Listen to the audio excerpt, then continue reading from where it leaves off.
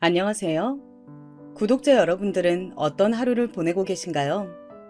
저는 가을이 와서 옷장도 정리할 겸 긴팔을 꺼내면서 벌써 올해가 얼마 안 남았구나 라는 생각을 했습니다. 정말 시간이 눈 깜짝할 새 지나가 버리는 것 같아요.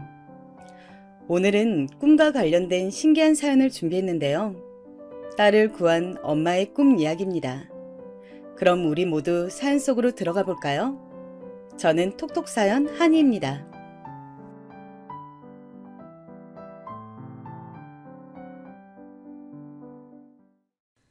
안녕하세요. 저는 어느덧 40살을 바라보고 있는 대한민국의 평범한 여자입니다. 오늘은 여러분들의 사연 듣다가 시댁과의 기막힌 에피소드를 저도 한번 꺼내보고 싶어 이 글을 쓰게 되었네요. 저는 경기도에서 태어나 쭉 살아온 평범한 사람입니다. 아버지는 구급 공무원으로 공직 생활하셨고 어머니는 살림을 알뜰살뜰 꾸리시는 가정주부셨습니다. 당연히 외벌이 공무원 집이었기 때문에 그다지 금전적으로 넉넉하지는 못했습니다. 그래도 항상 성실하게 월급을 어머니께 가져다 주시는 아버지 덕분에 저와 남동생, 엄마, 아빠, 우리 네 식구는 화목하게 잘 살아왔어요. 다만 자라면서 아쉬웠던 점은 자매가 있는 친구들이었습니다. 저는 특히 언니보다 여동생이 있는 친구들이 부러웠어요. 여동생이 있어서 미주알, 고주알 모든 일을 함께하고 이야기를 나누면서 지내는 친구들이 한없이 부러웠죠. 남동생은 너무 말이 없어 재미가 없었거든요. 그렇지만 그것 말고는 제 생활에 나름 만족하면서 학창 시절을 보냈던 것 같아요. 나이가 들고 고등학생이 되자 저는 제 진로 고민을 시작했습니다.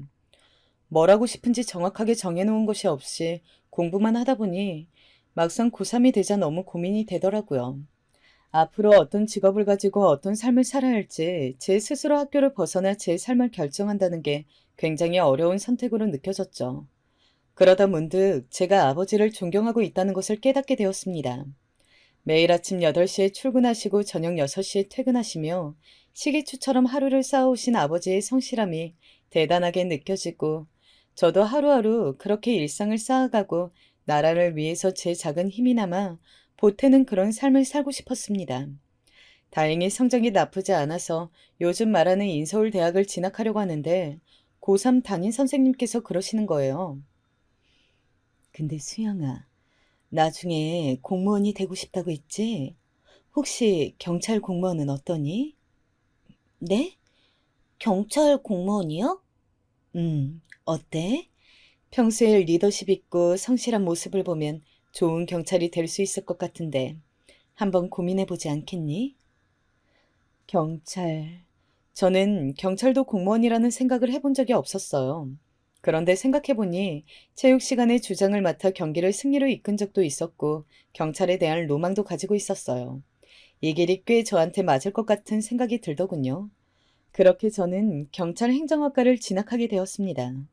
경찰의 꿈을 품고 대학을 가자 고등학교보다 더 타이트한 스케줄이 기다리더라고요.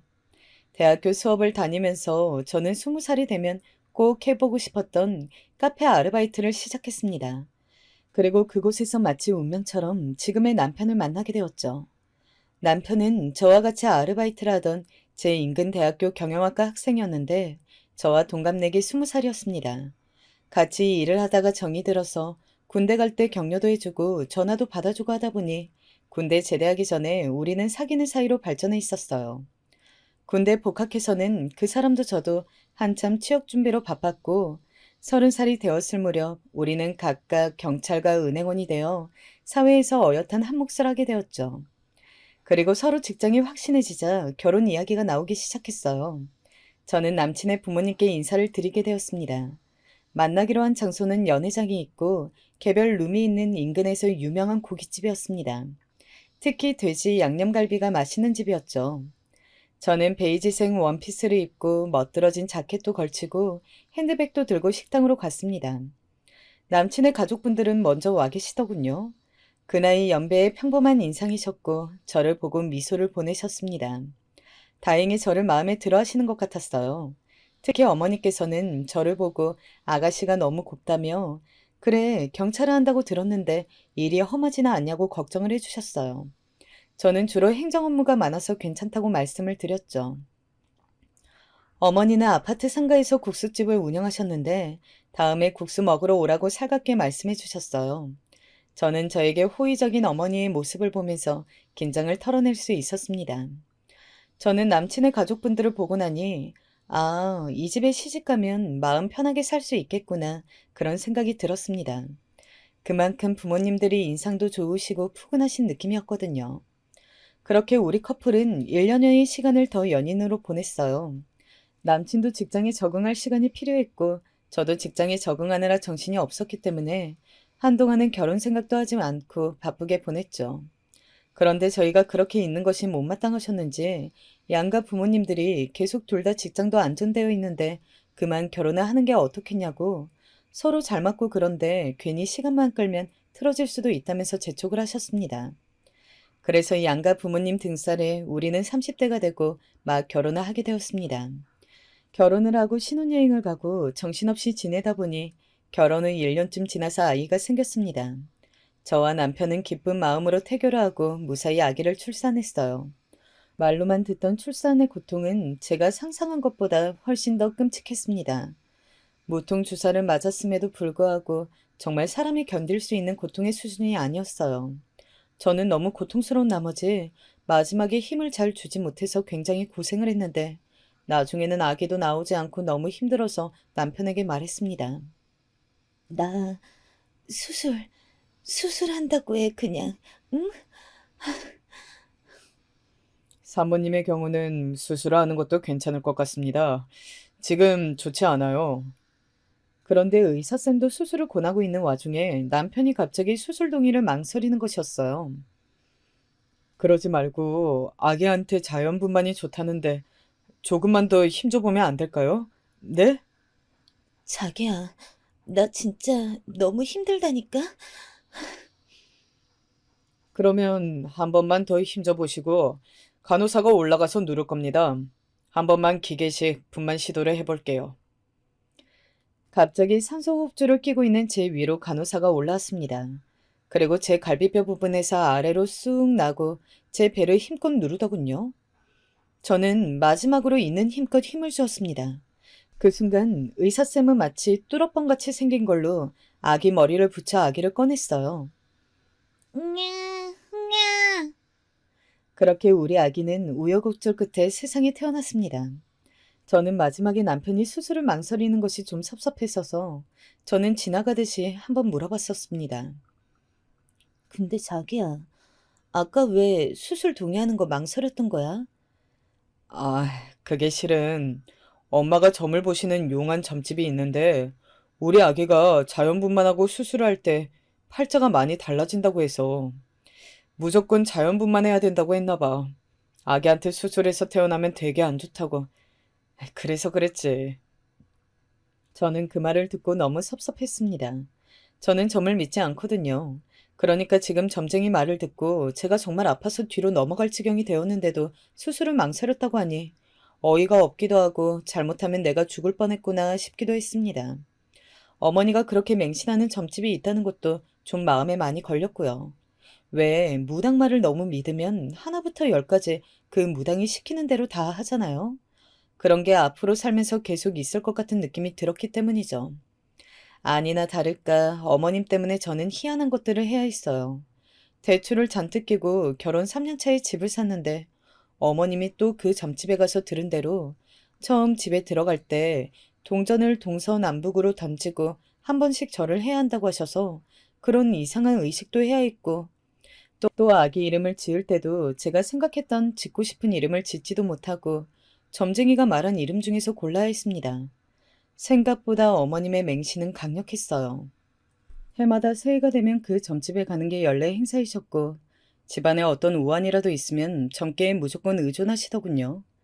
성당을 꾸준히 가지는 않지만 고등학교 때 천주교 재단학교를 나와 세례를 받은 저로서는 마음속에 항상 천주교 신자라는 생각을 품고 있기에 더욱이 어머님의 그런 행동은 이해가 되질 않았습니다. 그렇다고 어르신에게 이래라 저래라 할 수도 없는 노릇이어서 저는 적당히 어머님이 꼭 하라고 강조하는 것은 좋은 게 좋은 거라고 하는 신용이나마 하고 어지간하면 점집 이야기는 못 들은 것으로 하기로 했습니다. 그렇게 제가 결혼한 지 3년이 되었을 무렵 남편의 남동생인 도련님이 결혼을 한다는 소식을 들려왔습니다. 대학교 동아리에서 만나 친구로 지내다가 사귄 지 1년쯤 되었다는데 여자친구 직업이 의사라고 하더군요. 시부모님은 직업 좋은 며느리가 너무 흠족하셔서 싱글벙글 웃으며 너무 좋아하셨어요. 소위 말하는 사자 직업을 가진 것이니까요. 저도 의사 동서가 기대가 되었습니다. 어떤 사람일지 궁금했어요. 결혼을 하고 싶다고 시댁의 동서가 인사로 오던 날, 저와 신랑도 아기를 데리고 시댁으로 갔습니다. 어머님은 예비 동서가 인사로 온다고 저를 일찌감치 불러 음식을 하셨는데, 무슨 잔칫날도 아니고 잡채에 전에 난리가 났습니다. 의사 동서에 대한 기대감으로 어머님은 들떠 계셨죠. 예, 직업이 의사면은 맛있는 것도 많이 먹고 그러겠지? 내 음식이 입에 안 맞다고 하면 어떡하지? 맛있어야 할 텐데 걱정이다. 어머님, 며느리 들어오는 건데 뭘 그렇게 신경을 쓰세요? 보통 며느리가 아니잖니, 의사잖아. 우리 집에서 변변히 결혼할 때 재산을 뚝 떼줄 수 있는 것도 아닌데 결혼하겠다고 해주니 얼마나 고맙니? 이제 우리 둘째 아들은 아주 팔자가 폈어. 이 애랑 결혼하고 애만 하나 낳으면 그 후로는 인생이 아주 그냥 탄탄대로라고 김도사가 그러더구나. 김도사는 어머님이 맹신하는 그 무당의 이름이었어요. 저는 어쩐지 오늘은 무당 이야기를 안 하신다 했는데 드디어 또 등장하구나 싶었습니다. 그래서 내친 김에 더 여쭤보았죠. 그럼 어머님, 저는 둘째를 내년에 낳는 게 좋대요? 그래, 너는 올해가 가기 전에 꼭 아기를 가져서 내년에 둘째를 낳으면 좋다고 하더구나. 그러면 그 둘째가 커서 너희 부부에게 큰 복을 가져다 준다는구나. 도련님은 오늘 오시는 분과 결혼하면 제일 좋고요. 그래, 결혼하고 5년 안에 아기를 꼭 가져서 출산하면 이혼하지 않고 100년 해로한다고 했어. 김도사가 얼마나 용한지 그동안 못 맞춘 게 없다고. 그렇게 너희와 둘째네 앞길 좋게 만들어주고 나면 나는 이번 생에 내 할도리는 다 한 거라고. 그 후부터는 마음 편한 노후를 보내면 된다고 하더구나. 저는 무슨 하늘의 계시라도 받은 듯한 어머님의 비장한 태도에 더욱 어이가 없었습니다. 어떻게 점을 적당히 믿어야지 저렇게 맹신할 수가 있는지. 아무튼 그렇게 전을 뒤집고 나무를 붙이고 난리 부르스를 춘 다음 드디어 예비 동서가 도착했습니다. 띵동. 어서 와요. 실례하겠습니다. 등장한 동서는 호리호리한 몸에 의사다운 지적인 외모를 가진 사람이었습니다. 저는 괜히 의사라고 하니 그런지 몰라도 똑똑해 보이는 사람이라는 생각이 들었죠. 첫 만남이라 그런지 동서는 말을 많이 하지는 않았고 그저 결혼해서 잘 살겠다고 하는 것이었어요. 산부인과로 전공을 택했다는 동서는 자신도 얼른 아기를 낳고 싶다고 웃으며 말했죠. 그리고 결혼 준비와 관련한 비용 문제 같은 것은 부모님들 신경 쓸 것도 없이 도련님과 둘이 알아서 해결하겠다고 하더군요. 시댁에서는 돈도 필요 없다고 하니 좋아 죽으려고 하시더군요. 어머님은 김도사가 올해 대운이 들어온다고 하더니 정말 그 말이 맞다며 기뻐했고 남편은 어떻게 동생 녀석이 저런 여자를 데리고 왔나 신기하며 온 가족이 마치 무슨 로또를 맞은 듯 기뻐했어요. 저는 둘째 며느리 덕을 얼마나 보려고 저렇게 좋아하나. 시댁의 속물적인 반응에 어이가 없었지만 뭐 저하고는 별로 상관없었기에 그냥 가만히 있었습니다. 아래 동서이니 그냥 지나치게 버릇없지만 않으면 같은 며느리 처지로 그닥 제가 좋을 것도 없고 안 좋을 것도 없으니까요. 그렇게 도련님은 집에 인사 온 지 6개월 만에 후딱 결혼식을 올렸습니다. 결혼식을 마치고 신혼여행을 다녀오고 집안 행사들에서 저는 동서와 좀 교류를 할 수가 있었어요. 동서는 점잖은 사람이었지만 자신의 일에 대해서는 자기 위주의 생각이 아주 컸고 자기의 생활이 중요한 사람이었어요. 뭐랄까? 이기주의는 아닌데 개인주의라고나 할까요? 그렇지만 분명히 자신만의 상식에 대한 생각은 분명한 사람이었습니다. 어머님의 김도사 맹신에 대해서 저는 살짝 동서의 의견을 물어봤어요. 동서는 다른 종교가 없기도 하고 어머님이 그렇게 믿으신다면 자기도 협조하는 모습을 보여드려야겠다고 하더군요. 그 부분이 어머니에게 중요한 부분일 수 있다면서요. 그렇게 동서는 어머니와 친해져 보겠다고 같이 점집에까지 다녀오는 것이었습니다. 형님, 형님 있잖아요. 진짜 그 김도사님이 제가 의사 공부할 때 시험 한 번 망친 것까지 다 맞추더라니까요. 와, 정말 대단하시죠. 어쩜 그렇게 쪽집게 같은지 진짜 신기해요. 재미있던데요? 다음에 다 같이 가보는 건 어때요? 사실 어머님이 저한테도 김도사에게 같이 가보자고 여러 번 말씀을 하셨지만 저는 천주교이고 그런 것을 워낙 믿지 않기에 따라가지 않았었습니다. 나는 그런 걸 잘 안 믿어서. 한번 가보시면 완전 놀라실 건데? 아휴, 아쉽네요. 근데 동서는 의사인데도 그런 걸 믿어? 의사는 어떻게 보면 일종의 과학자이지만 세상에는 인간의 힘으로 안 되는 것들도 많이 있으니까요.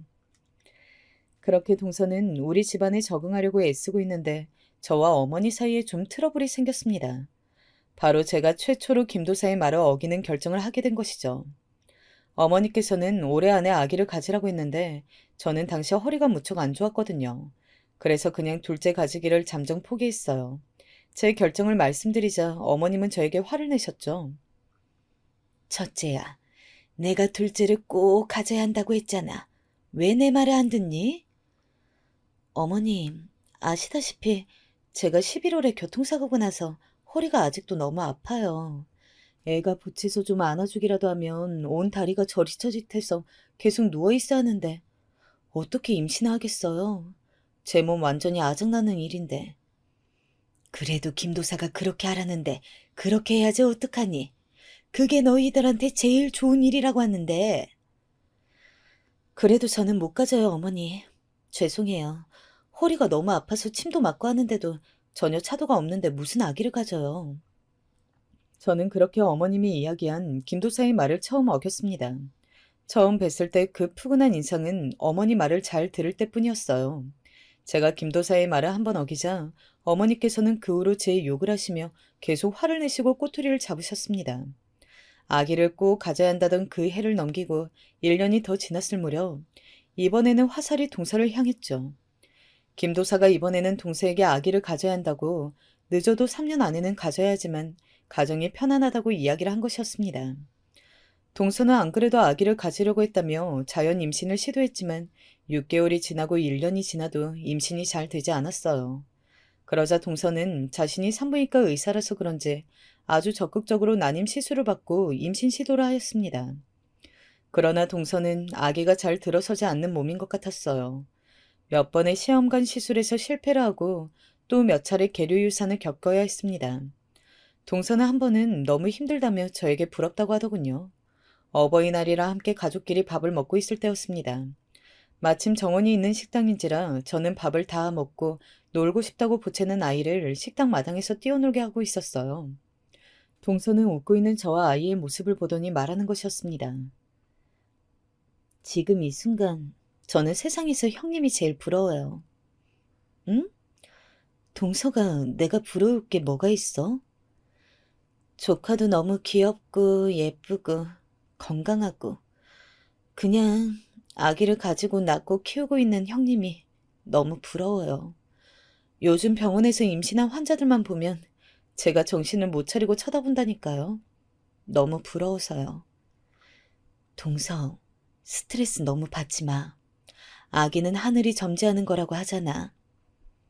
형님, 저는 살면서 제가 꼭 해야겠다고 마음먹은 일은 대부분 이루고 살았어요. 그런데 임신이 이렇게 어려울 줄은 생각도 못했네요. 동서가 그렇게 임신 때문에 속을 썩이고 있을 즈음 저에게도 큰일이 생겼습니다. 바로 엄마가 위암 판정을 받은 일이었어요. 어느 날 바로 밑에 동생이 전화가 왔습니다. 누나, 왜? 무슨 일이야? 아, 왜 그래? 말을 좀 해봐. 엄마가 위암이래. 위암. 뭐? 저는 그 길로 집으로 달려갔어요. 집에는 병원에 다녀왔는지 약봉지와 망연자실 앉아있는 제 동생의 모습, 그리고 방에 들어가 누워 계신 엄마가 있었어요. 그냥 소화가 안 되는 것 같아 병원에 갔더니 위암이라고 했다는 겁니다. 저는 너무 놀라 병원을 여러 군데 가보자고 했어요. 그렇게 몇 군데 큰 병원을 다녔지만 모두 위암이라고 하더군요. 그것도 좀 진행이 된 상태라고요. 마치 하늘이 무너지는 것 같았습니다. 이제 겨우 저 시집 보내고 손주 커서 지금까지 평생 고생만 한 우리 엄마가 암이라니. 저는 한동안 엄마를 돌보는데 제 모든 노력을 다했어요. 좋다는 것을 구해서 드리고 수시로 집에 들러 먹을 것을 챙기고 병원 갈 때마다 모시고 갔죠. 그런데 하루는 시댁 가게에 들렀더니 시어머니가 그러시는 거예요. 아가, 요새 바쁘니? 한 번씩 나와서 가게 일도 돕고 하더니. 어머니, 제가 말씀을 못 드렸죠. 저희 어머니가. 아, 그거라면 들었다. 편찮으시다고? 그런데 뭐 요새 세상에 암이 흔하잖니. 별일이야 있으시겠니? 네? 아니, 가게 일도 좀 돕고 아기 돌보는데 신경 써야지. 하루 종일 친정 일에만 매달려 있는 것 같아서 보기가 좀 그래서 말이다. 엄연히 출가 외인인데 안 그러냐? 저는 어머니의 말에 울컥하고 올라오는 기분이었지만 어른인지라 같이 따질 수도 없고 그냥 말없이 못 들은 걸로 하자고 속으로 되뇌이며 참고 있었습니다. 제 표정이 안 좋은 것을 본 남편이 와서 저에게 오늘은 그만 가라고 하면서 저를 끌고 밖으로 나갔어요. 저는 저를 붙잡고 나가는 남편도 그 순간 너무 미웠습니다. 당신은, 당신 어머니가 저런 막말을 하는데 어떻게 나만 끌고 나올 수가 있어? 자기야, 기분 안 좋은 건 알겠는데 당신 어머니가 뭐야?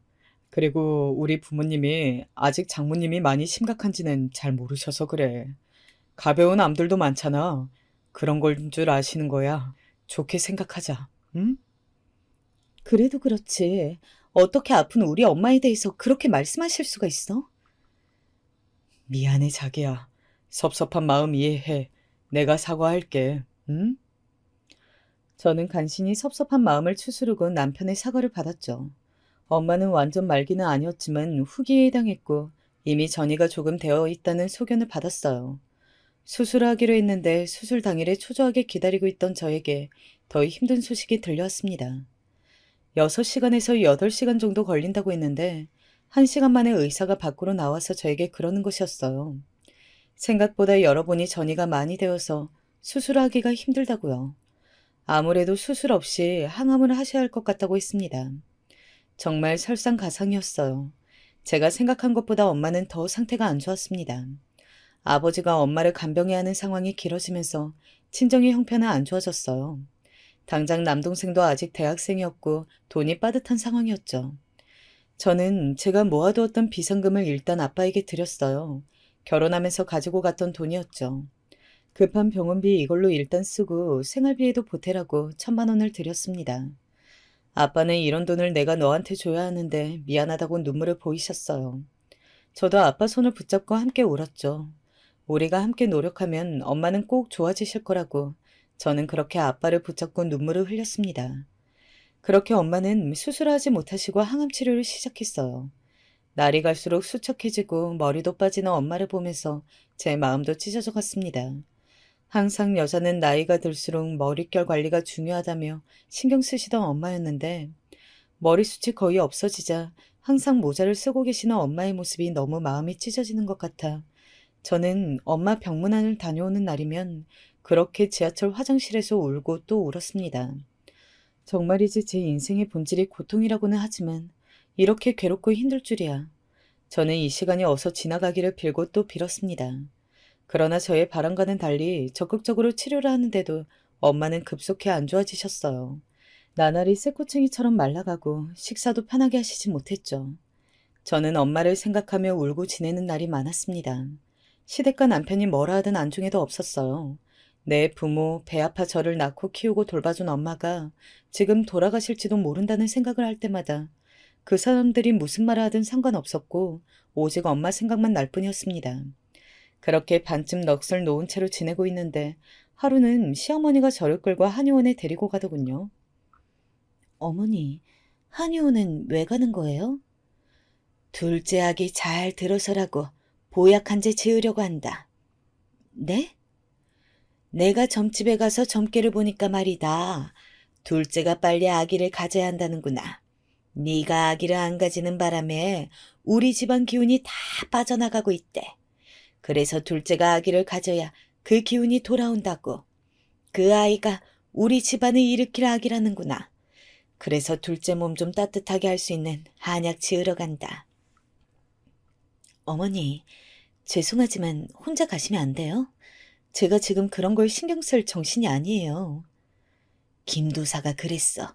꼭 너를 데리고 가라고. 그래야 너한테도 좋고 둘째한테도 좋다고 말이야. 그리고 산 사람은 살아야지. 어차피 곧 가실 양반한테 그렇게 마음 쓰고 힘들어하면 뭐하니? 네? 지금 뭐라고 하셨어요? 어머니, 우리 엄마 아직 안 죽었어요. 살아계시다고요. 사과하세요. 지금 하신 말씀, 어떻게 그런 말씀을 표정 하나 안 바꾸고 하시는 거예요? 저는 순간 악에 받쳐 소리를 질렀습니다. 어머니는 소리 지르는 제가 창피했던지 저를 끌고 한의원 밖으로 나와 화를 내셨어요. 아니, 그러면 네 할 일은 하나도 안 하고 친정 부모에 미쳐서 있는 너를 언제까지 내가 봐주니? 제 할 일이 뭔데 그러시는 거예요? 뭐긴, 결혼했으면 그 집안이 잘 되도록 힘써야지. 집에서 밥만 축내고 친정 쏘다니는 게 네 할 일인 줄 알았니? 어느 정도 끝해야 넘어가지. 누구나 집에 아픈 환자 한 명쯤은 있어. 왜 이렇게 유난이야? 탁.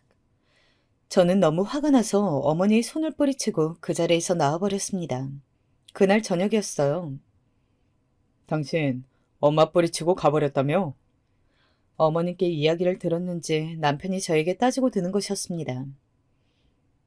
나 오늘도 엄마 병실에 갔어야 했는데 엄마 혼자 있는 날이란 말이야. 근데 동서 한약 짓는데 왜 나를 데리고 가시냐고.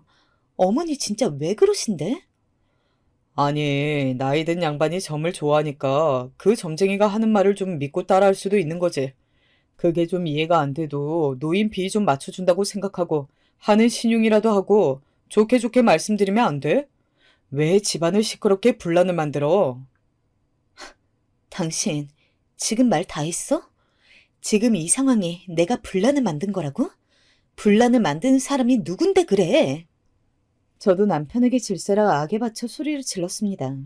남편은 제가 아따구니를 쓰며 대들자 고개를 절레절레 흔들며 옆방으로 가버리더군요. 저는 친정 엄마가 아프자 시댁 식구들과 남편의 태도를 보고 정말 결혼을 후회했습니다. 아무리 그래도 내 부모가 이렇게까지 아프다는데 어떻게 이런 식으로 할 수 있는지 정말 좋게 생각해 보려고 해도 용납이 안 되는 모습들이었습니다. 그 후에도 친정 엄마 때문에 시댁과 또 트러블이 있었습니다. 바로 남편의 사촌동생의 결혼식이었습니다. 남편의 작은아버지에게 아들이 둘 있었는데 둘 다 노총각으로 집안 어른들이 장가를 못 가면 어찌하냐 크게 걱정을 하고 있었죠. 그런데 그중 헬스 트레이너를 한다던 사촌이 장가를 가게 된 것이었죠. 당연히 시댁 식구들은 크게 기뻐했어요. 그리고 집안에 큰 경사라는 듯 당연하게 모두가 간다고 생각을 했죠. 그런데 하필 결혼식 장소가 제주도였습니다. 스몰 웨딩으로 제주도 레스토랑을 빌려서 하루 종일 식을 진행한다고 하기에 저는 엄마도 돌봐야 하고 한두 시간이면 몰라도 하루 종일 빼서 제주도까지 가기는 좀 힘들겠다고 남편에게 말했죠. 그러자 남편과 시어머니가 난리를 치는 것이었습니다. 당연히 가야지 무슨 말도 안 되는 소리냐고 제가 인간이냐며 남편과 시어머니는 불같이 화를 내는 것이었어요. 아니, 우리 엄마가 아파서 지금 중내산에 하는데 내가 그 결혼식을 꼭 가야 돼? 그냥 당신 사촌동생 결혼식일 뿐이잖아. 당신 혼자 다녀와도 되잖아. 올 집안에 오랜만에 있는 결혼식이고 모든 친척들이 다 올 텐데 며느리가 돼가지고 그 행사에 안 간다는 게 말이 돼? 왜 말이 안 돼? 사정이 있으면 못 갈 수도 있는 거지. 무슨 군대도 아니고 왜 꼭 가야 하는데? 됐다. 말을 말자. 인간 같지도 않다. 넌 무슨 인간 말종이냐? 그렇게 남편은 시댁의 사촌 결혼식이 무슨 안 가면 죽는 행사라도 되는 양 말도 안 되는 며느리돌이 운운하면서 저에게 화를 내는 것이었습니다. 엄마는 아프고 시댁에서는 날이 갈수록 저를 몰아세우고 저는 너무 힘이 들었습니다. 무엇보다 인신공격을 하는 그 말투들이 자려고 자리에 누우면 떠올랐어요. 뻑하면 친정엄마가 아파서 신경 쓰이게 한다느니 곧 죽을 사람이라느니 시어머니는 함부로 말하는 정도가 나날이 심해졌어요. 시부모도 부모라는데 어떻게 어르신들이 그런 식으로 말을 하는지. 신랑도 처음에는 양쪽을 말리다가 나중에는 자기도 힘들다며 이제 친정일 그만 신경 쓰고 남동생에게 엄마 챙기도록 하면 안 되겠냐고 말했습니다. 저는 기가 막혔지만 그냥 당신은 신경 쓰지 말라고 그런 거 바라지도 않는다고 하고 말았죠. 그러는 와중에 엄마는 나날이 안 좋아지셨습니다. 저는 엄마를 보러 가는 날이면 마음이 칼로 도려내는 것처럼 아파서 항상 퉁퉁 부은 눈을 하고 다녔죠.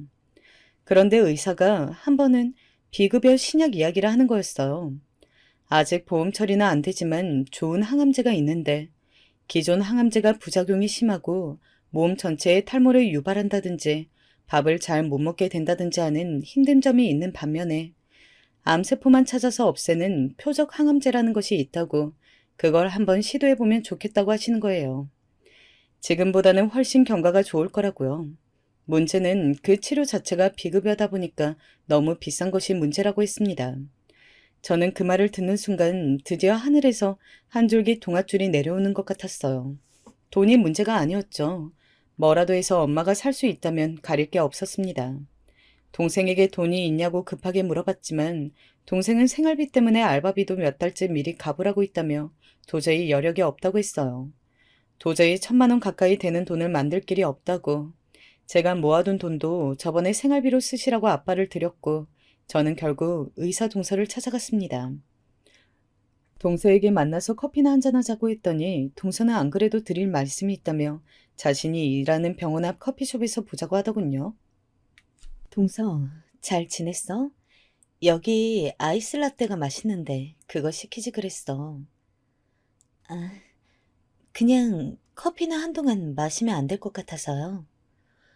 커피 요새 안 마셔? 실은 형님, 나 임신한 것 같아요. 동서는 활짝 웃으며 저에게 임신을 한 것 같다고 말하는 것이었습니다. 정말? 와, 너무 축하해. 그동안 마음고생 심했잖아. 너무 축하해, 진짜. 저는 엄마의 간병으로 지쳐있던 중 기쁜 소식을 듣게 되어 좋았습니다. 저 역시 동서의 임신 소식을 기다리고 있었고 동서가 얼마나 그동안 힘들어했는지 알고 있었으니까요. 동서는 저를 보더니 그런데 무슨 하실 말씀이 있으신 거냐고 묻더군요. 동서, 실은 우리 엄마 아픈 거 알고 있지? 네, 위암이시라고. 좀 어떠세요? 그것 때문에 내가 꼭 써보고 싶은 약이 있는데 그게 비급여라 너무 비싸서 돈이 좀 필요해. 남편은 그 돈이 없을 것 같고 혹시 나한테 돈 좀 빌려줄 수 있을까? 시댁 식구들한테 비밀로 하고 말이야. 그런 일이라면 당연히 제가 도움이 되어드려야죠. 형님, 정말 힘내세요. 네?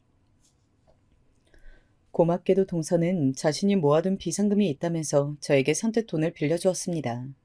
저는 동서에게 빌린 돈 이외에도 약값이 계속 들어갔기 때문에 신랑 몰래 대출을 받았습니다. 당시에는 남편에게 말도 없이 대출을 받는 것이 두렵지도 않았습니다. 이판사판이었죠.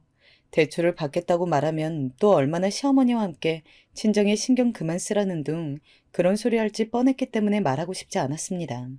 다행히 제가 경찰 공무원이라 대출은 쉽게 나왔죠. 비싼 약을 맞고 엄마가 어서 툭툭 털고 일어나시길 비는 마음만 간절했습니다. 그러나 저의 이러한 노력이 무색하게 엄마는 결국 세상을 떠나셨습니다. 마침 미라처럼 바싹 마르셔서 말이죠.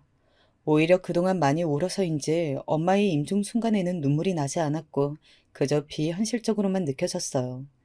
만지면 바스라질 것 같이 뼈만 남은 엄마의 손을 잡고 그저 엄마의 눈을 한없이 바라봤습니다. 평생을 자식 키우느라 뼈 빠지게 고생한 우리 엄마. 죽는 순간까지도 남편 걱정, 자식 걱정만 하는 우리 엄마. 저는 엄마의 마지막 모습을 오래오래 눈에 담아두고 싶었습니다. 마지막 순간에 엄마는 저를 바라보며 제 행복을 기원하셨어요. 그리고 아주 중요한 말씀을 해주셨죠.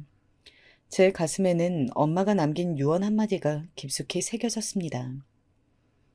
수영아, 너 자신을 위해 살아. 누구도 대신 살아주지 않는 네 인생이란다. 네, 엄마, 저 그렇게 할 거예요. 저 자신을 위해서 살아갈 거예요. 저는 굳은 결심을 했습니다. 앞으로 더 열심히 살겠다고 제가 사는 모습을 엄마가 하늘에서 보고 웃을 수 있게 하겠다고. 그렇게 눈물의 장례를 치르며 저는 엄마를 떠나보냈습니다. 발인을 하고 집으로 돌아오는데 엄마의 마지막 관속 모습이 아른거렸어요. 엄마가 너무 보고 싶었습니다. 이제 엄마 없이 남동생과 살아가야 할 아빠가 너무 걱정이 되었죠. 저는 며칠을 그저 아무것도 먹지 못하고 누워 잠만 잤습니다. 아무것도 하고 싶지 않고 아무 생각도 들지 않았어요.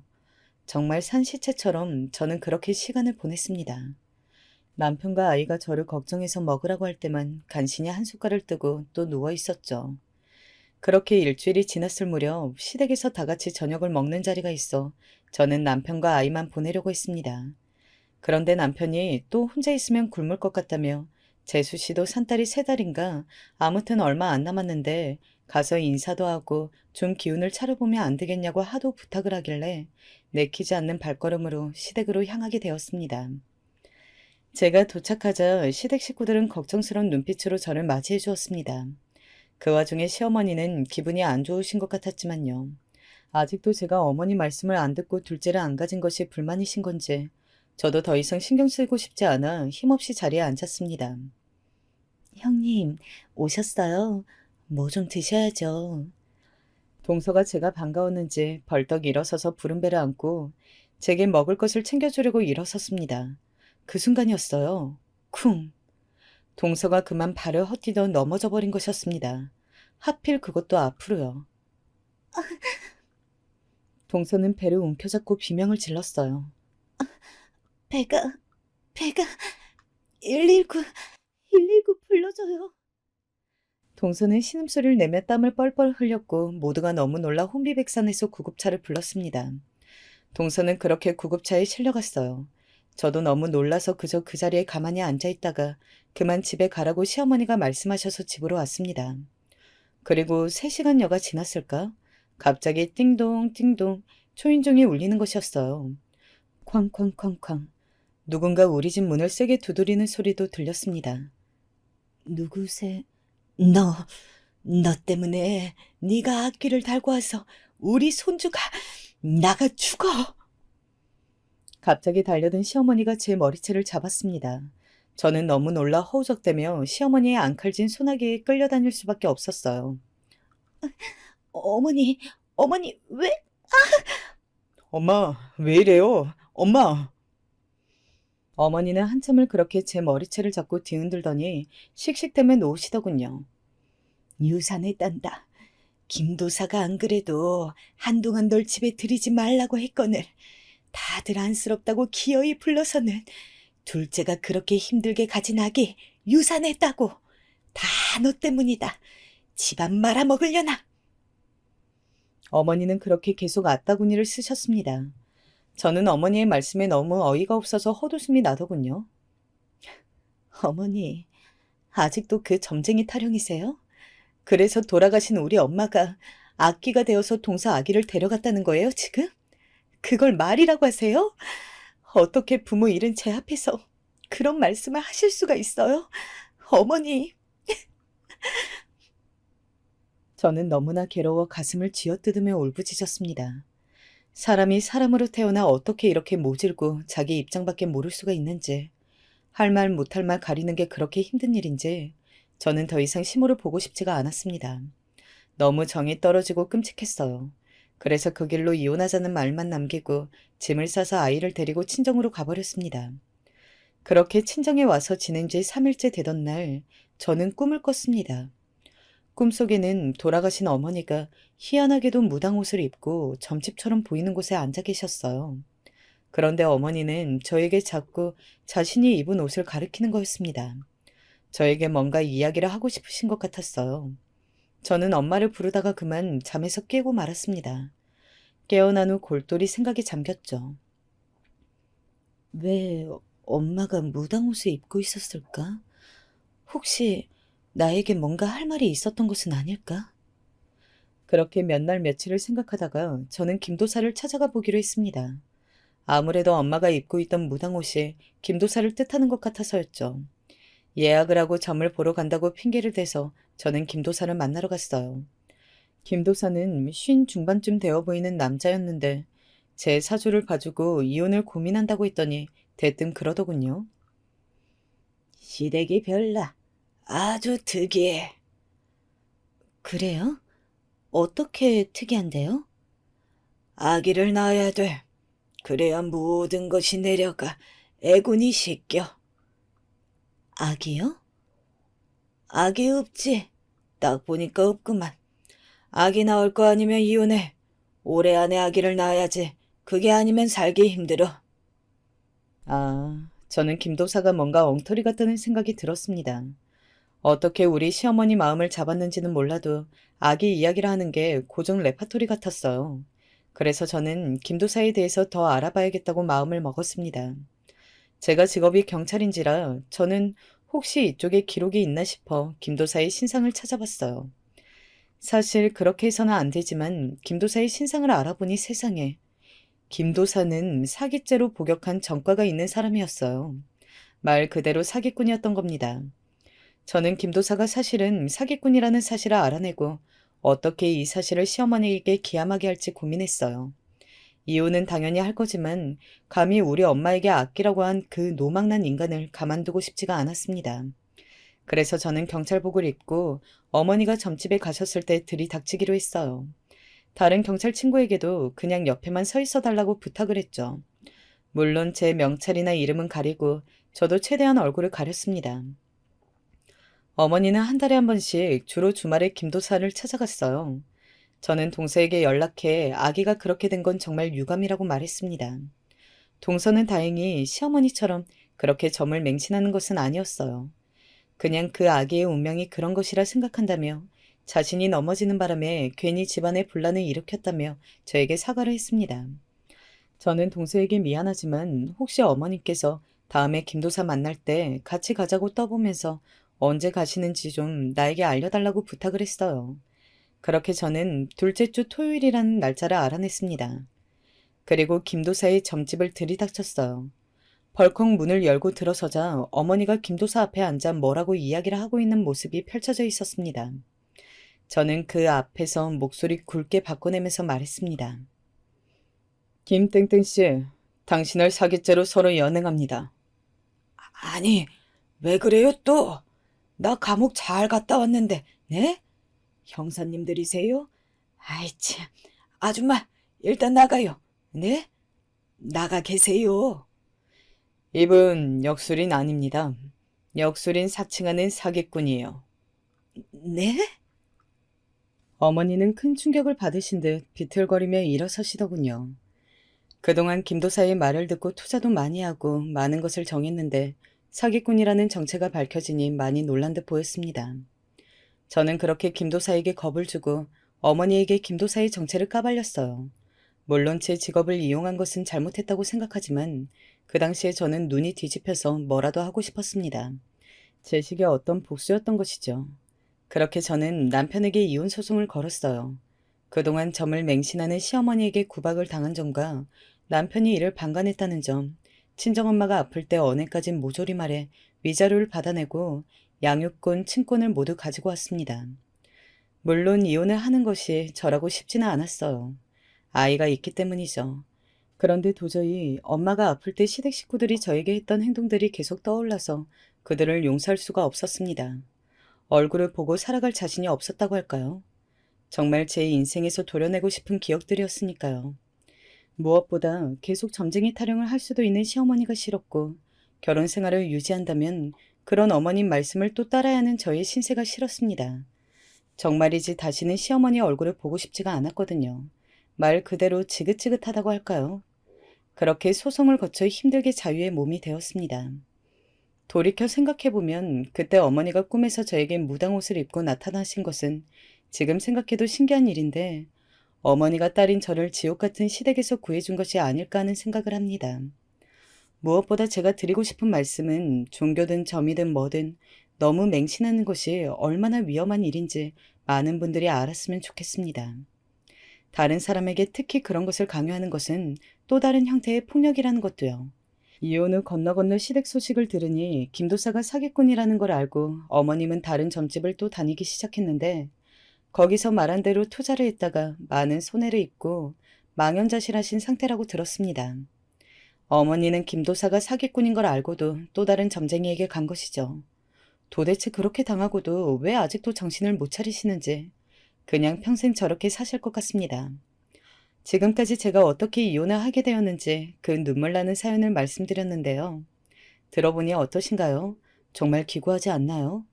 지금까지 제 이야기 들어주셔서 감사하고 또 구독자분들의 가정은 저와 달리 항상 평온하시고 행복하시기를 기원하겠습니다. 제가 이렇게 남들의 행복을 빌어줘야 저에게도 다시 행복이 오지 않을까요? 그럼 오늘 하루도 즐겁게 보내시길 바랍니다.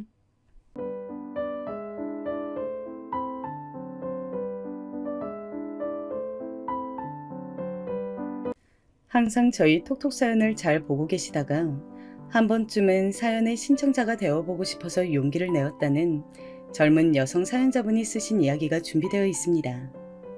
한 편의 단막극을 보는 듯한 이번 사연, 함께 해주세요.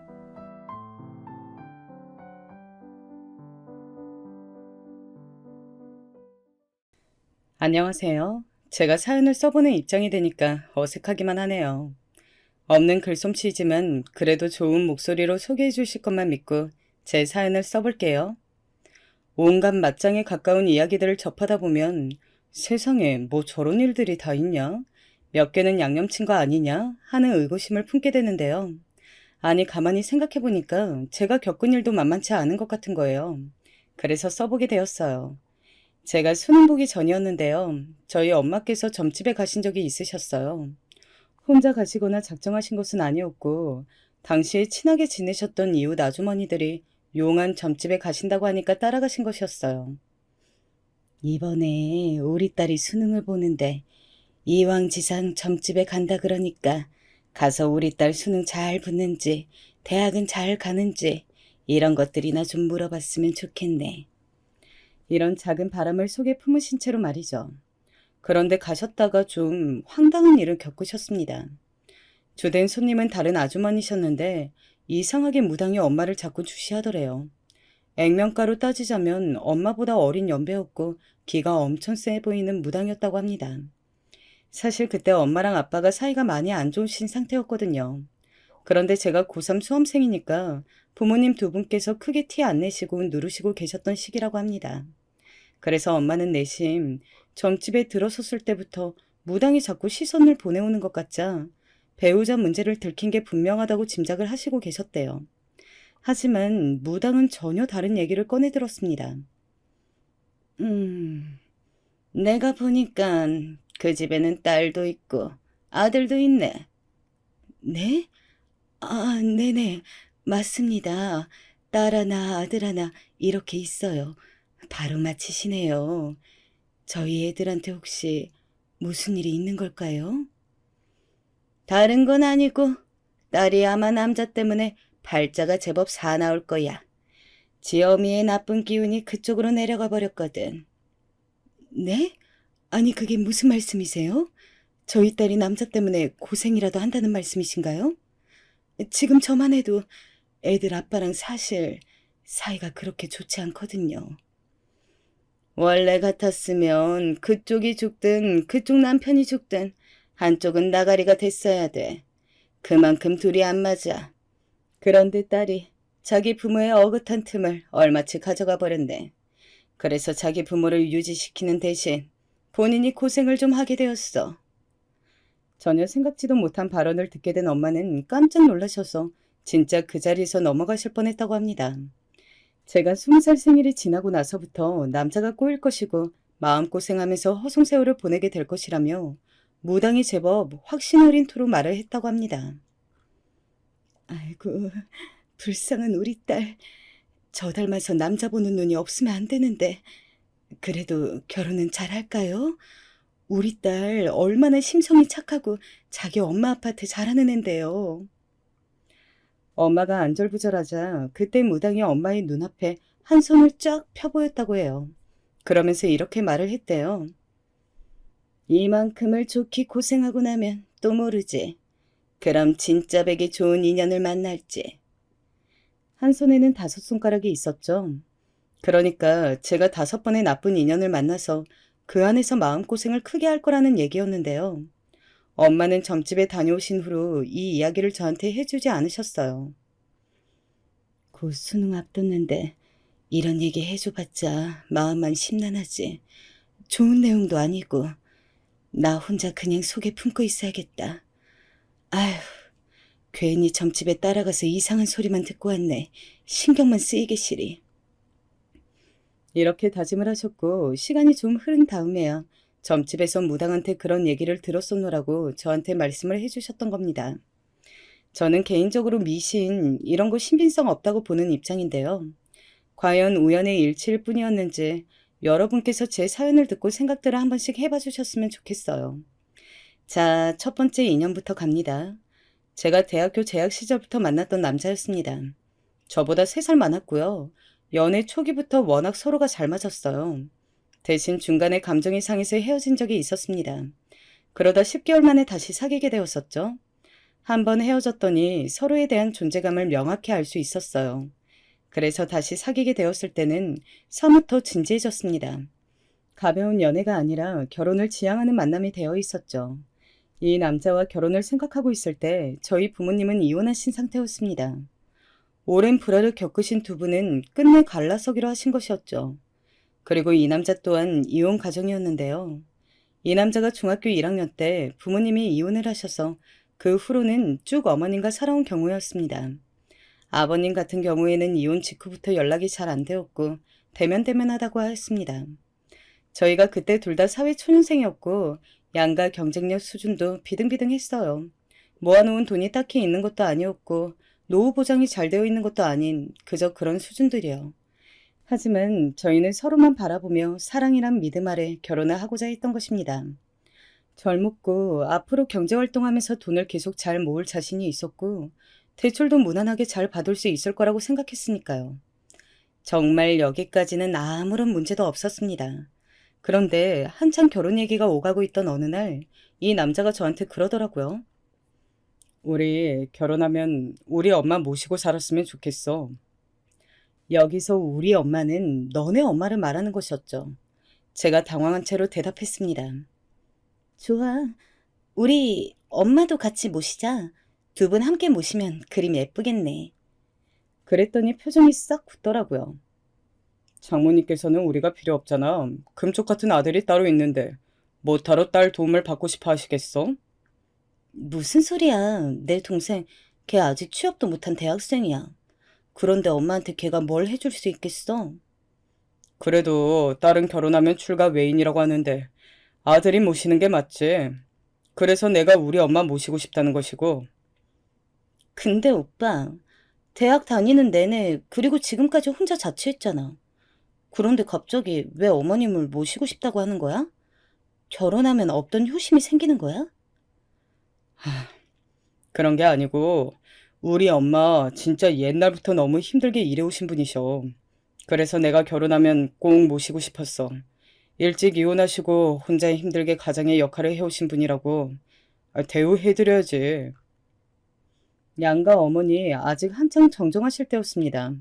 경제활동도 두 분 다 하고 계셨고요. 특별히 지병 없으셨고요. 그런 상황이었는데 갑자기 결혼하면 모시고 살고 싶다느니 이렇게 말을 하니까 저는 좀 어이가 없었습니다.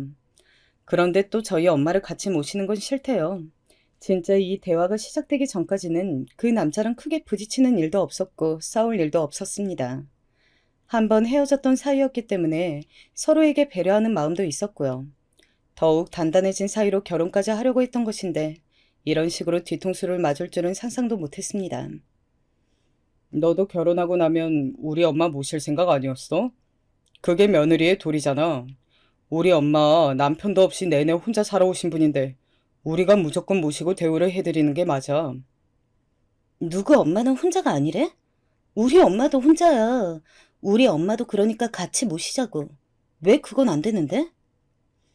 너 이런 여자였냐? 정말 실망이 크다. 넌 우리 엄마를 가족으로 생각 안 하는구나. 그럼 오빠는? 오빠는 우리 엄마 가족으로 생각 안 하는 거 아니야? 왜 우리 엄마 모시는 건 싫은데? 장모님은 당연히 앞으로 내 가족이지. 그런데 장모님이랑 우리 엄마랑 어떻게 같냐? 우리 엄마는 일찍이 이혼하시고 혼자 살아오신 분인데.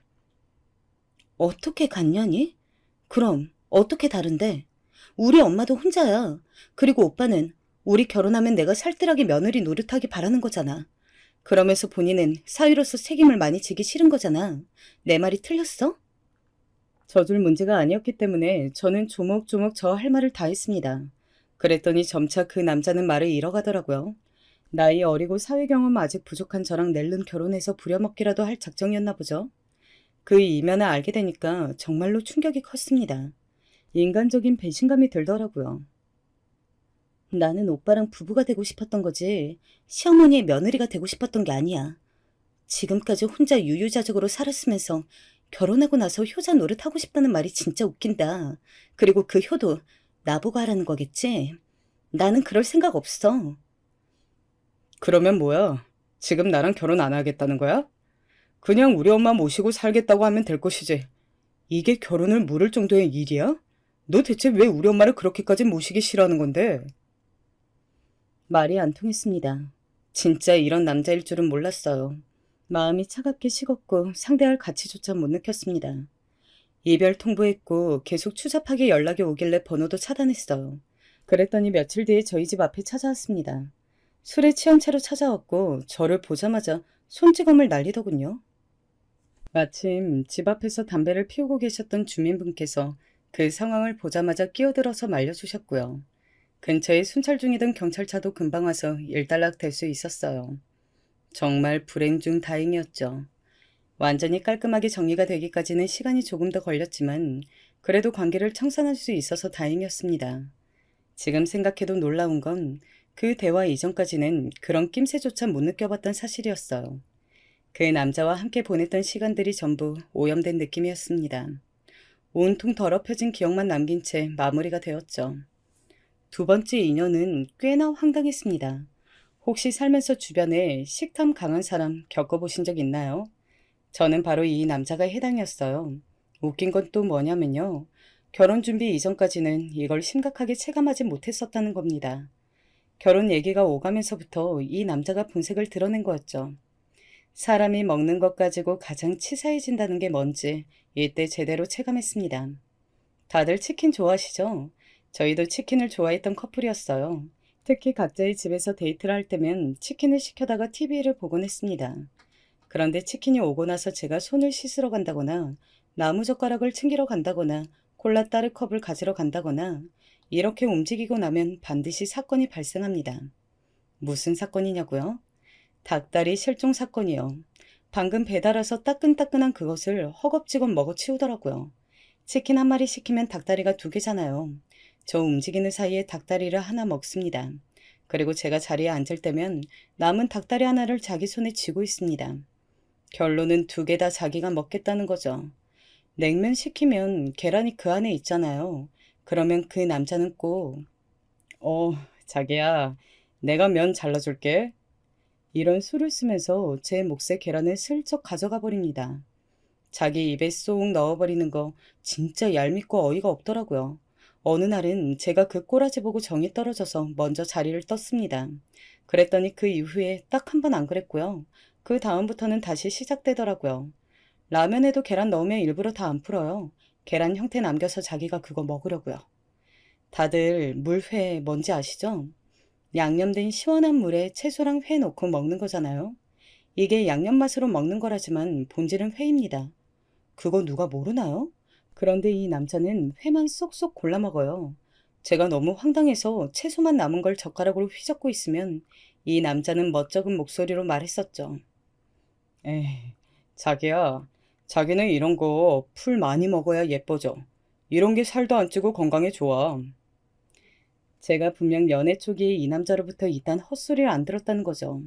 그런데 결혼 얘기 나온 후로 이렇게 되었습니다. 그 전까지는 먹는 걸 참 좋아하네?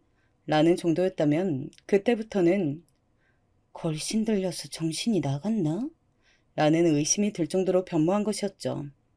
김치찌개에서도 돼지고기만 자기가 다 골라 먹고 저한테는 국물하고 김치만 떠주는 걸 보고 온갖 정남이가 떨어졌습니다. 진짜 억울했던 게 제가 이런 식탐을 보고 너무 기가 막혀서 따지면 오히려 저를 예민하고 이상한 사람으로 몰아갔다는 사실이에요. 너 오늘 어디 아프냐? 요즘 스트레스 많이 받지? 감정 조절이 안 되나 보네. 근데 그걸 왜 나한테 풀고 그래? 이런 식으로 저를 달래듯 훈계하듯 가르치듯 말을 하니까 당하는 입장에서는 약이 올라 미치겠더라고요. 무슨 어린애들도 아닌데 먹는 걸로 싸우고 다투는 것 자체도 웃기고 창피했고. 이때는 이미 주변에 가까운 지인들에게 결혼하기로 했다고 말을 해둔 상태였기 때문에 더욱 미칠 것 같았습니다. 이 남자가 알고 보니 식탐에 미친 돼지라서 파혼하게 됐다는 말을 너무 쪽팔려서 할 수가 있었어야죠. 그래서 참아볼까도 했어요. 하지만 같이 밥을 먹을 때마다 이 남자는 저를 전혀 아끼거나 위하지 않는다는 생각이 들었고 그걸 떨칠 수가 없어서 결국 제가 파혼을 선언했습니다. 네가 그런 걸로 나랑 헤어지겠다고? 진짜 웃긴 여자네. 이거 완전히 또라이 아니야? 야, 너 나를 얼마나 만만하게 봤으면 식탐 문제를 들먹이면서 헤어지자고 그러냐? 어? 어? 그런데 이별 선언을 했더니 무섭게 돌변하더군요. 진짜 눈깔이 도는 게 실시간으로 보일 정도였어요. 이제 어디 가서 사람 못 만나겠다는 등 너같이 싸구려처럼 생각하는 여자는 이 세상에 없을 거라는 등 별별 얘기를 다 하더군요. 너무 어이가 없어서 저는 그냥 멍하게 있었습니다. 설마 이런 면모를 지닌 남자일 거라고는 생각하지 못했었거든요. 내심 이 견디기 힘든 식탐만 아니면 참 괜찮은 남자인데 이런 마음을 품고 있었었어요. 그런데 그게 저의 오판이었던 겁니다. 괜찮기는 개뿔, 자격지심으로 똘똘 뭉친 남자였어요. 헤어지자는 말 저희가 자주 갔던 카페에서 했던 것인데 그때 저희가 각각 음료 한 잔씩 와플 하나 시켰었거든요. 계산은 그 남자가 했고요. 그런데 이별 통보하니까 저보고 이거 돈 내놓으래요. 나 열받아서 미칠 것 같으니까 지금 이거 계산한 거 네가 다 돈 물어내. 대체 내가 왜? 이거 와플도 오빠가 시켜서 오빠가 먹은 거잖아. 사람 마음 가지고 장난질 다 쳐놓고 결혼 얘기까지 다 나온 마당에 그딴 개소리로 헤어지자고 하는 여자한테 설마 내가 이런 것까지 계산해야 된다고? 너 지금 그 소리 하는 거야? 그리고 너 와플 한 입 먹었잖아. 네 포크에 묻은 자국이 다 말해주는데 어디 발뺌하고 지랄이야? 와, 그 조용한 카페에서 고래고래 소리를 지르는데 저 진짜 살면서 창피해서 눈물 나보긴 처음이었어요. 이런 말까지 할 수 있는 남자일 줄은 몰랐습니다. 어떻게든 안전하게 이별할 수 있어서 그나마 다행이라고 생각했네요. 많이 먹는 거, 식탐 부리는 거, 그것 자체로는 용납할 수 있습니다. 그런데 그 과정에서 상대에 대한 배려가 조금도 보이지 않으니까 제가 도저히 결혼 상대로는 안 되겠다고 판단했던 것이었죠. 그러니 제가 다음번에는 얼마나 심사숙고했겠어요. 세 번째 인연이었죠.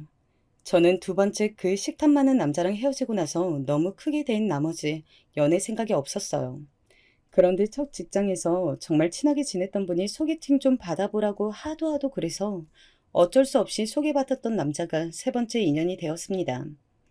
벌이 수준이라든지 집안 경쟁력이 저보다 위였어요. 이혼 가정도 아니었고 식탐은커녕 오히려 살짝 입이 짧은 편이었습니다. 이상하다. 내가 그 걸신 들린 미친놈을 겪어봐서 그런가?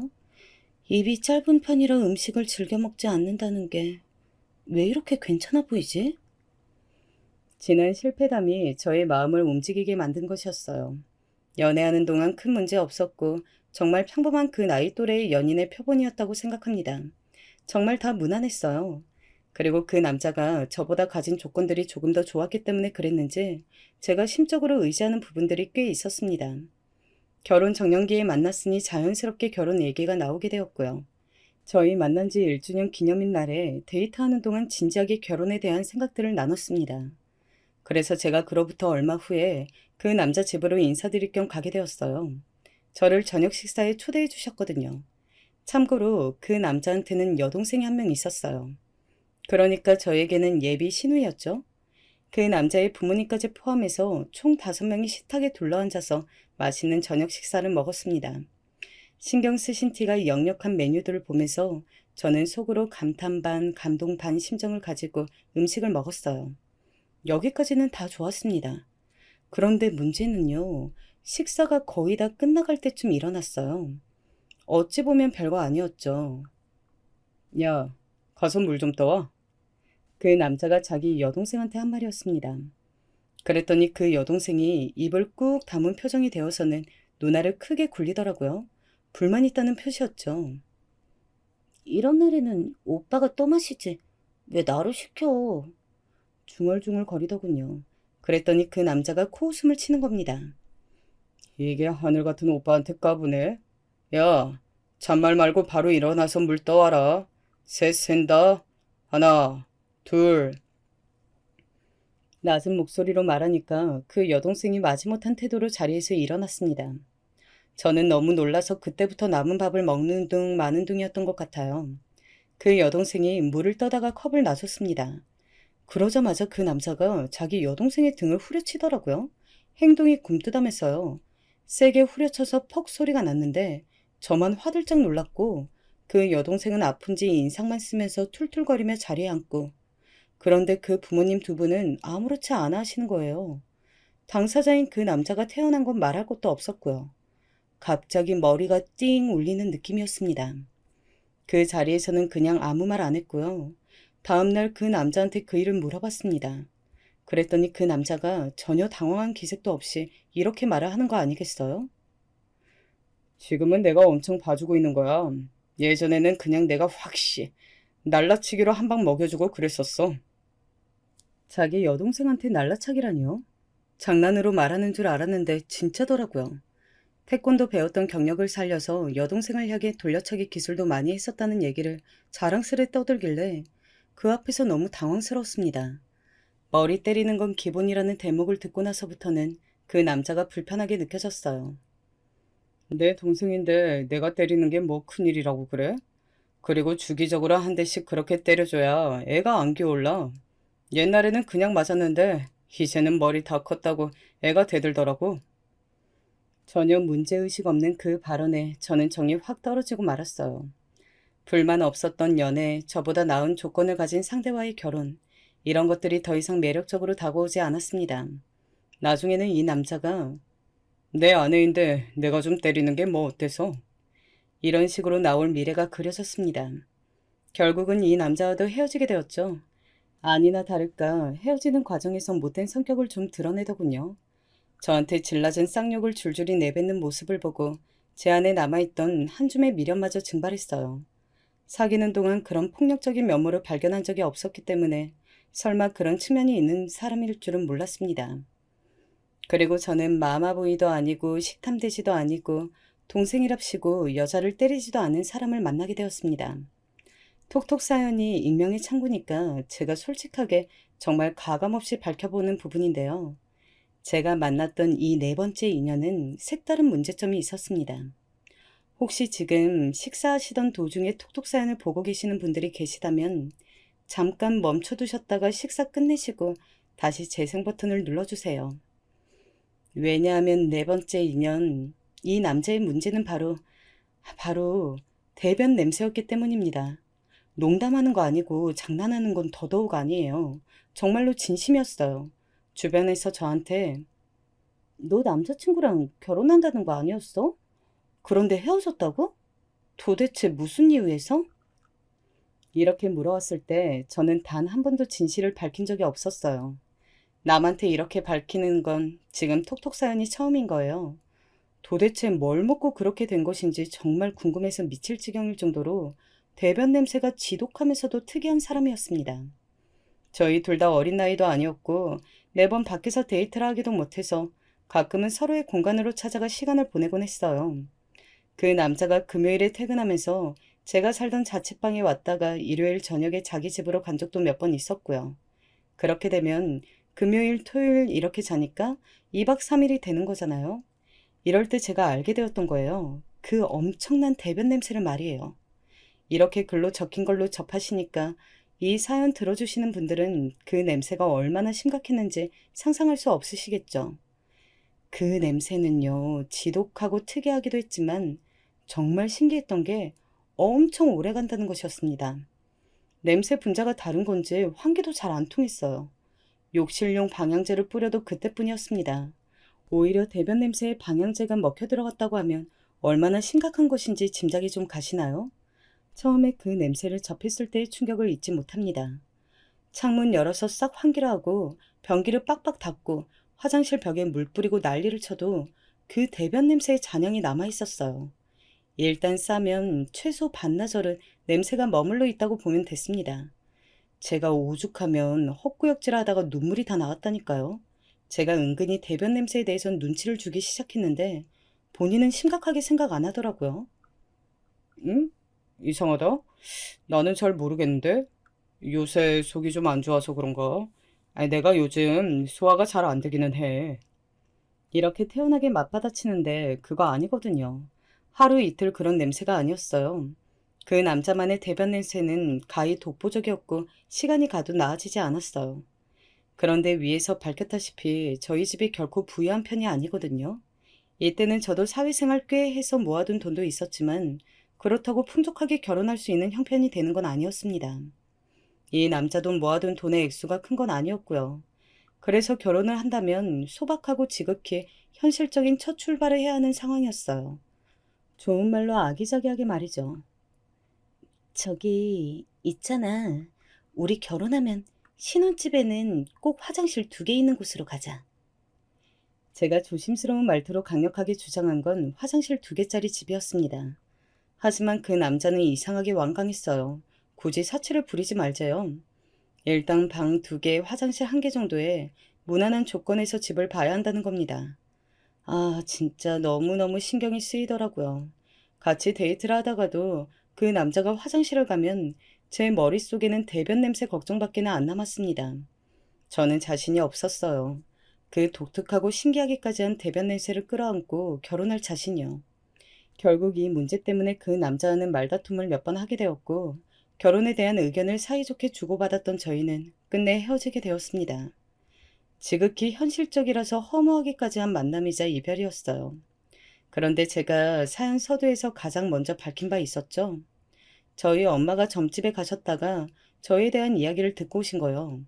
저에게는 5번의 나쁜 인연이 있을 예정이었던 것입니다.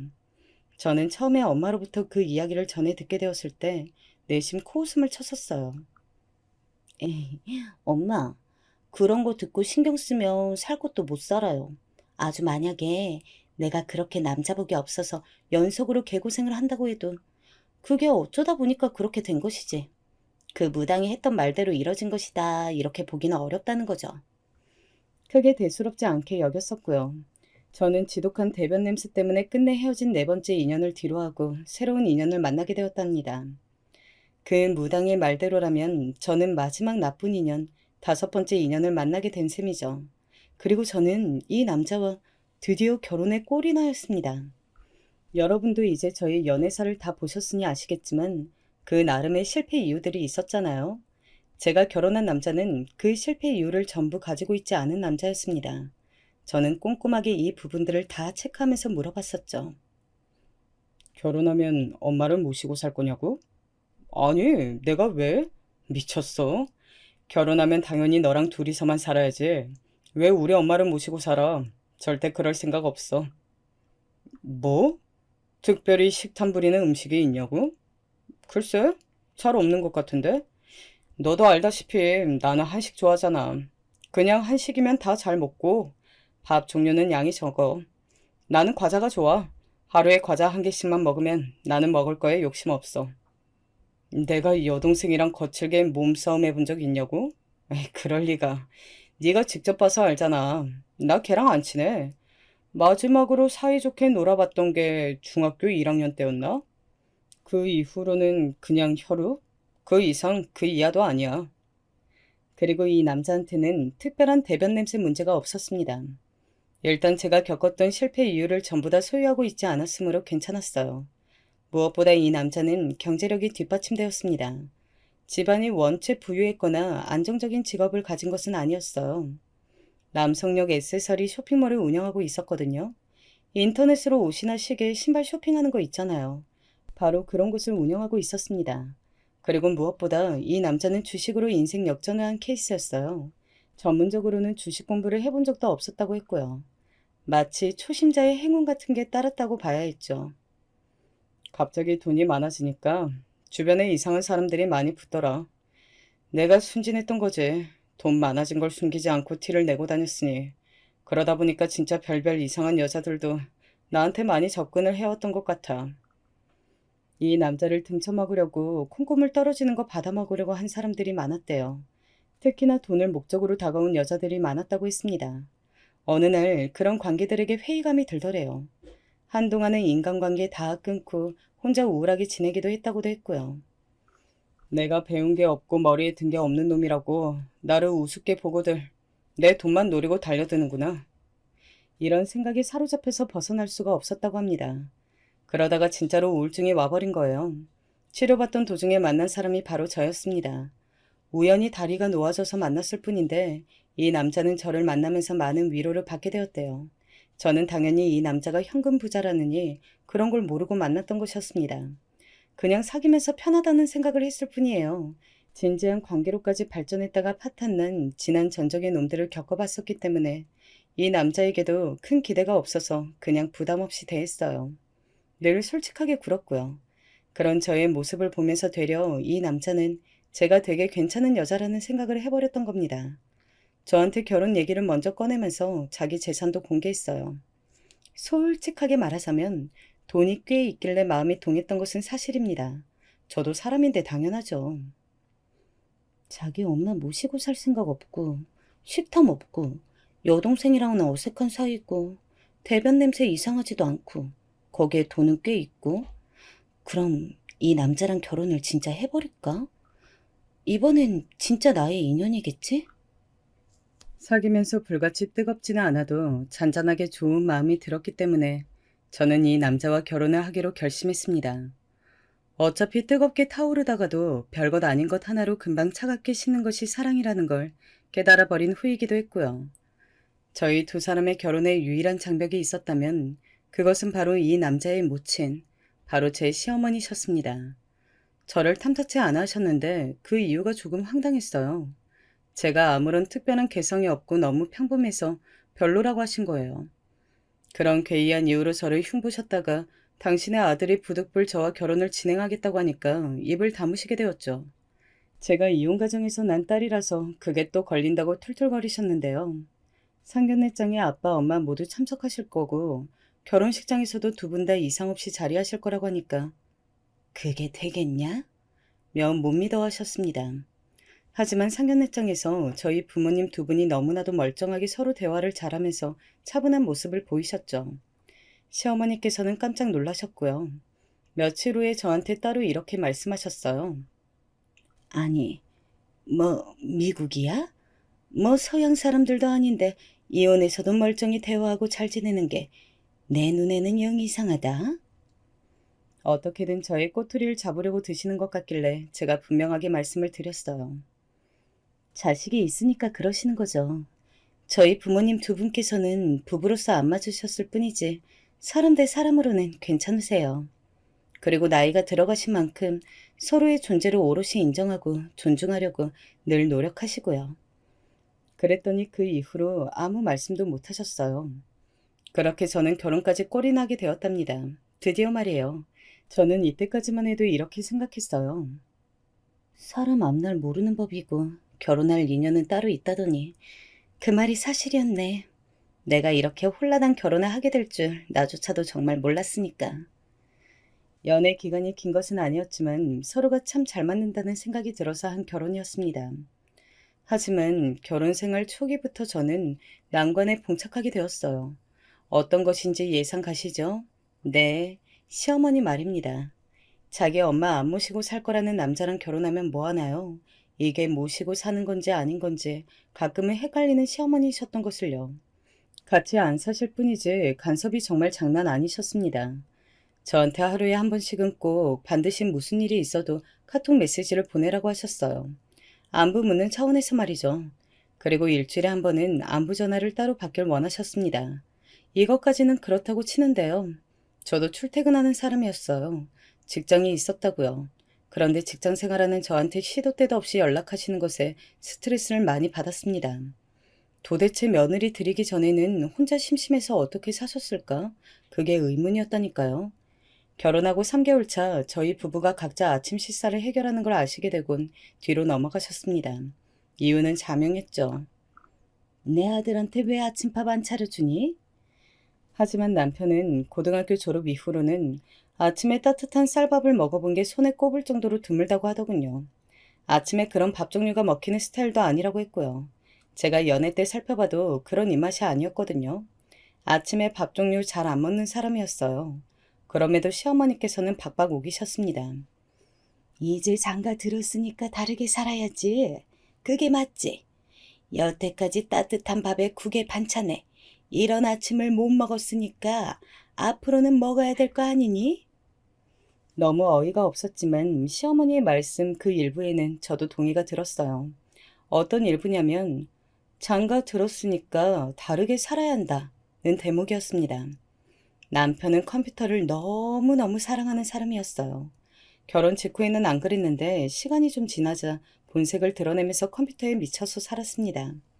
한번 게임을 시작하면 4시간은 기본이었어요. 어떤 때는 아예 밤을 새면서까지 게임을 하기도 했죠. 업무적으로 컴퓨터를 하는 거면 제가 뭐라 안 그랬겠죠. 그런데 게임에 푹 빠져서 그놈의 헤드셋 귀에다 끼고 제가 뭐라고 말을 해도 들리지 않으니까 저의 존재는 완전히 뒷전이고 그 꼬라지를 보기 싫었던 거예요.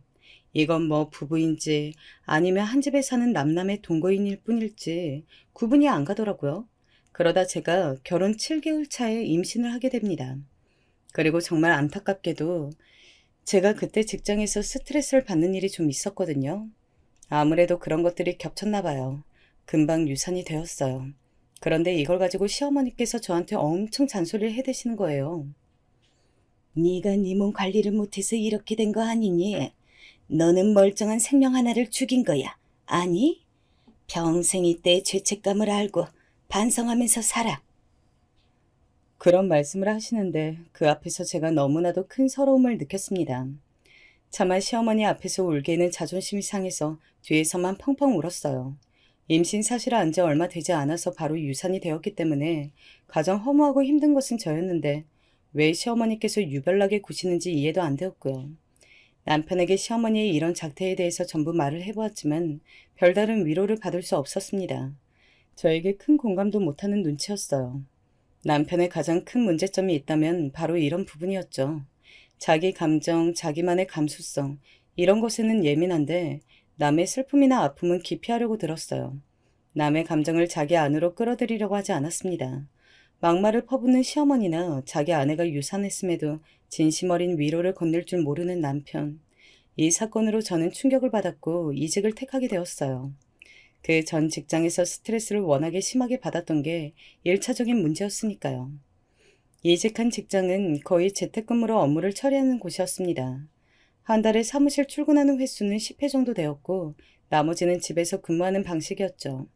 제가 집에서 머무르는 시간이 늘어나면 남편도 정신 차리고 바깥 활동을 하면서 게임에 몰두하는 시간도 줄어드는 효과가 있을 것이라 기대했습니다. 자진부진한 인터넷 쇼핑몰에도 좀 더 신경을 쓰길 바랐고요. 이직을 하고 나서 집에 있는 시간이 늘어나다 보니까 저는 자연스레 집안일에도 할애를 더 많이 하게 되었는데요. 이때부터 본격적으로 가계부를 시작했는데 완전히 골머리라 알았습니다. 이럴 거면 차라리 모시고 사는 게 낫지 않나 싶을 정도네. 시댁 식구들에게 들어가는 돈이 왜 이렇게 많아? 이 정도면 다달이 500만 원은 되겠는데? 속이 부글부글 끓더라고요. 너무 막대한 돈이 시댁으로 들어가고 있었으니까요. 하지만 저는 이 문제로 가타부타 말은 안 했습니다. 왜냐하면 그렇게 들어가는 돈의 출처는 남편이었으니까요. 남편이 자기 돈에서 자기 집안에게 떼어준다는데 제가 그걸 가로막을 명분이란 부족해 보였습니다. 한쪽이 경제력으로 기우는 결혼을 하면 이게 문제인 것 같았어요. 확실히 주도권, 바로권이 돈이 더 많은 쪽에게 있다는 느낌을 지울 수가 없었죠. 시댁에 들어가는 그 큰 돈 아껴서 열심히 모으거나 재테크를 하면 저희 부부의 미래에 더 도움이 될 거라고 생각했지만 어차피 씨알도 안 먹힐 것 같아서 저는 말을 참고 있었습니다. 그런 저의 인내가 패착을 불러온 걸까요? 저희 결혼 1주년을 앞두고 있던 어느 날이었습니다. 남편은 술을 진탕 마신 채 만취 상태로 집에 기어들어왔어요. 도저히 두 발로 똑바로 걷고 있다고 볼 수 없었으니 기어들어왔다는 표현이 딱이었습니다. 아, 술 냄새. 진짜 미쳤어? 요즘 세상에 누가 이렇게 술이 떡이 되도록 마시냐고. 보조망태가 따로 없는 남편에게 잔소리를 해댈 때였죠. 만취 상태에서 제 목소리가 들리기나 할까 하는 생각이 들던 순간이었습니다. 남편이 우는 소리를 내면서 저한테 이렇게 말하는 것이 아니겠어요? 나 돈 날렸다. 몽땅 날려버렸다. 나 한강에 뛰어들까 하다가 겁이 나서 못 그랬어. 이렇게 술을 마셔도 무서운 건 무서운 거라. 이게 무슨 얘기인가요? 돈을 몽땅 날렸다니요. 깜짝 놀라서 남편에게 체근을 해보았지만 금세 골아떨어진 뒤였습니다. 저는 그날 잠이 안 와서 날밤을 새다시피 했어요. 아침에 남편을 깨우다가 콩나물국 먹이면서 물어봤습니다. 돈 날린 거 무슨 얘기냐고요. 그랬더니 남편이 손에서 수저를 떨어뜨렸습니다. 자기가 술김에 그 소리를 해버렸냐면서 손을 덜덜 떨고 있었죠. 저는 당장에 진상을 캐물었고 입을 꾹 다물고 있던 남편은 잠시 후에 이실직고를 하였어요.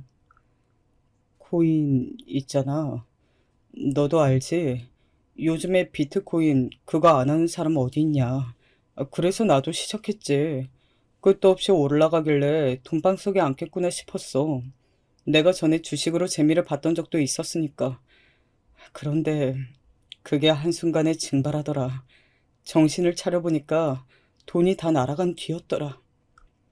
남겨진 빚만 1억이 넘어간다는 소리에 저는 정신이 아득해졌습니다. 울며 불며 난리를 쳤지만 이미 벌어진 일은 벌어진 일, 앞으로 정신 차리고 최선을 다해서 살면 된다고 여겼어요. 남편의 인터넷 쇼핑몰을 정리했고 정말 소소한 월급이 나오는 직장에 바로 취업부터 했습니다. 내 아들은 어찌 나이가 들수록 더 성실해져 가?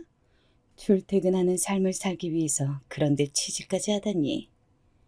전말은 모르시는 시어머니께서는 그저 당신의 아들의 입에 침이 마르도록 칭찬해 대셨죠. 하지만 그 자랑스런 아들은 버릇을 못 고쳤어요. 한탕 주의에서 벗어나지 못한 남편은 또다시 비트코인에 손을 대고 말았습니다. 그렇게 빚은 2배 이상으로 늘어나게 되었어요. 당장 시댁으로 가는 돈부터 확 줄였고요.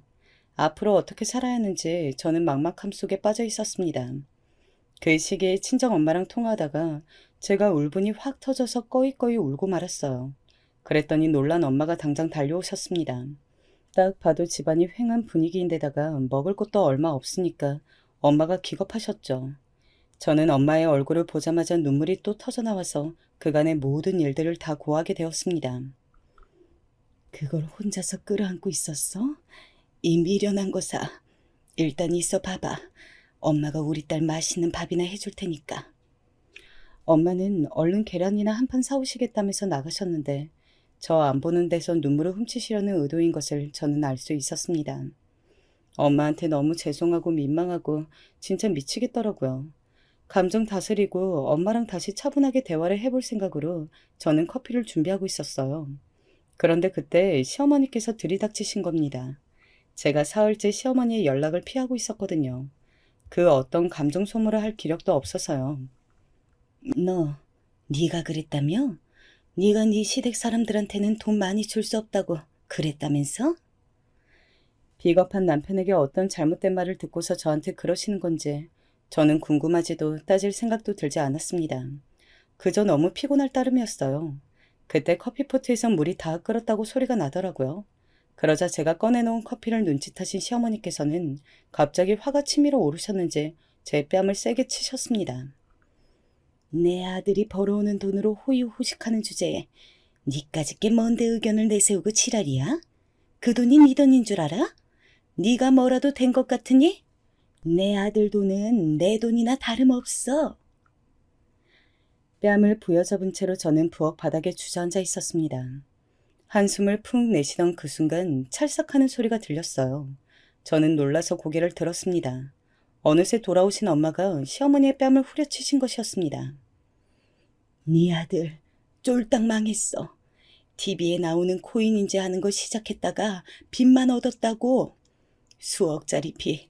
그래, 그것도 재산이니까 네 아들 빚 네가 끌어안아.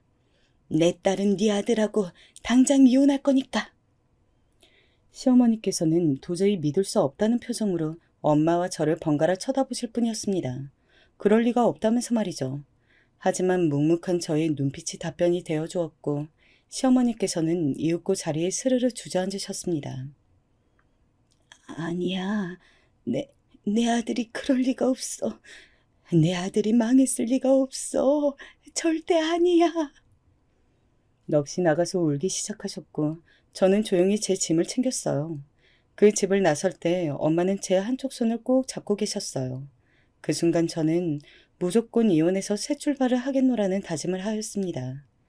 일련의 일들로 제 정신력이 너무 약해져 있었는데 정신 차릴 결심이 든 것이었죠. 크고 작은 사건들이 또 있긴 했습니다만 결국 저는 무사히 이혼을 할 수 있었습니다. 이렇게 5번의 인연이 떠나갔어요. 옛날에 그 무당말이 사실이었다면 저는 앞으로 진짜 백의 인연을 만나게 되는 걸까요? 솔직히 아무런 기대는 없어요.